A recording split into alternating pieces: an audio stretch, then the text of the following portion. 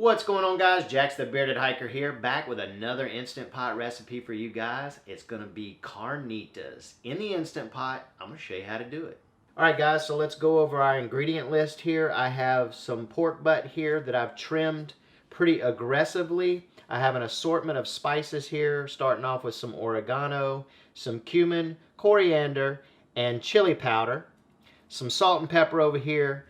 Over here I have some poblano peppers, some jalapeno and serrano, have some beef broth, some onions, some garlic, and some orange juice here. Now again guys, I will put the amounts in the description, and you can also get a printable version of this recipe at thebeardedhiker.com. Alright, so let's get busy. The first thing we're going to do is salt and pepper this pork butt.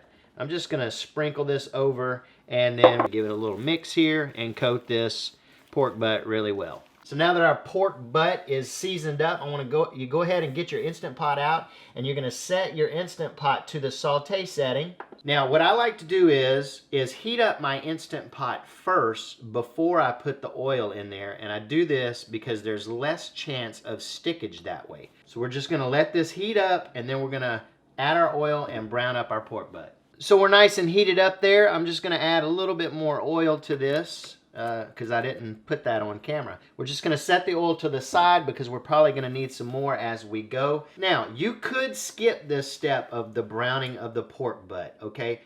If you wanted to, if you were short on time or something to that effect. However, now you're only talking mediocre carnitas. You want to have some life-changing carnitas, you need to brown them. All right, I'm going to show you us browning this up now. It may steam up the lens, so you may not get much of a clip here. We'll do my best. Remember, don't overcrowd your meat. Burn it in don't burn it, but brown it in batches. You know, we'll put one more in there. Actually, let's put one more.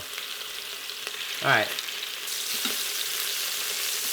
Alright, so I'm just flipping these over, and then once the other side's brown, we're going to remove and put the other batches in there and just keep doing that until we got them all browned up.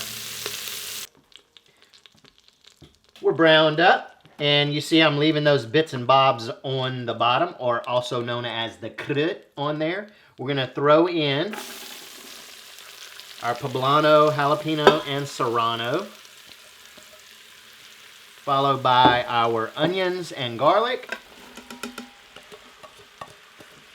We're going to give this a saute for about 5 minutes. I'm going to use my handy dandy little Spurtle here. I'll leave a link in the description where you can buy these on Amazon. These are, man, they're awesome. Alright, we're nice and softened up, and you can see that we have no, I'm fogging up the lens here, but anyway, you can see all that crud came off the bottom. It was like we deglazed with the liquids here. All right. We're going to go and throw now in our spices. Just throw them all in there. Followed by our juices from the pork. And the pork, being careful not to get this everywhere. If I can do this, I'll get a cookie. Alright, looks like I'm getting a cookie. Now, we'll add in our beef broth. I have done this with beer before, and I've used 𝕒𝕟 Modelo, and it was very good. I just didn't want to do that this time because I figured people would get turned off by that. Okay, now goes in our orange juice with the pulp. This is freshly squeezed orange juice, by the way, but you could just use, you know, regular orange juice if that's what you want to do. Alright, so let's just give this a little bit of a stir just to make sure that we incorporate those spices that we put in there. I'm probably going in and out of focus here, and I'm sorry about that, but just go ahead and give it a good stir around. Now that we got that all stirred up and incorporated, let's go ahead, put your lid on, lock it down, set your Instant Pot to pressure cook, set the time for 30 minutes, hit start. After the 30 minutes, you're going to just let the pressure come down naturally. So we'll see in, I don't know, a little over 30 minutes. Obviously, it'll be 30 minutes plus whatever, how long it takes to come down from pressure. But we'll see you then. Okay, so we came down in pressure. It took about 25 minutes to come down after it reached pressure. So now what I have over here is a cookie sheet that is parchment lined. So what we're going to do now is use a slotted spoon, and we're going to remove the meat and most of the vegetables, whatever we can get out of here. And I'll show you what that looks like in just a second. Okay guys, I have this all laid out here. Now this is all kind of how you want to do it. I like mine a little, I don't know, not shredded, but just kind of chunky like this. So you're just gonna go around and just do this to all your meat. All right.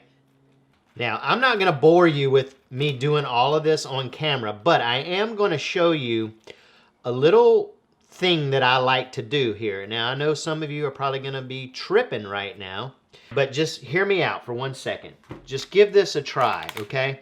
So what I like to do on half of it, I'll leave this half well, I'll smash this out, but I'm gonna leave it plain, and then I'm gonna take this right here. This is sweetened condensed milk. It's just in a squeeze tube or bottle here. And I like to lightly just kind of drizzle this over just like this, over half of it, okay? Missed a spot.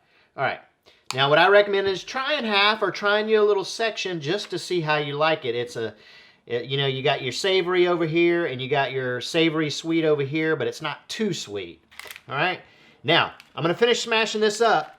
And what we're going to do is we're going to put our broiler on and we're going to set our broiler to high. And we're going to broil this at high. Now, I want to tell you, if you broil it on high, you cannot leave it. It will burn quick. So just keep an eye on it. Turn your light on in there and just monitor it. And what we're looking for is to get some crispy bits on this.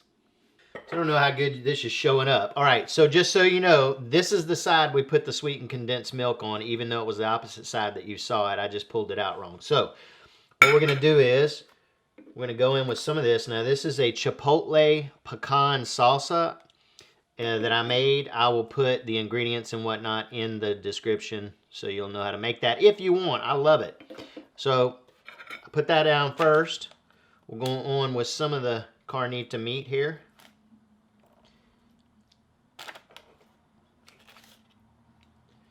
All right, we're going with a little raw onion, little cilantro. All right, let's smash this into my face. Oh, God. That is so fantastic. You guys got to give this a try.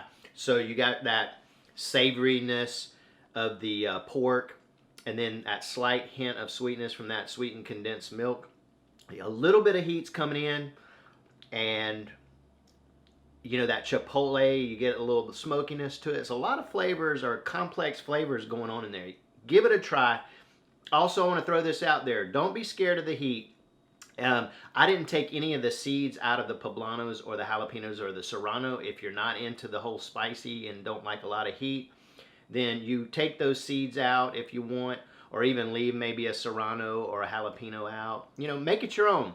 All right, guys. Instant Pot Carnitas. Do it.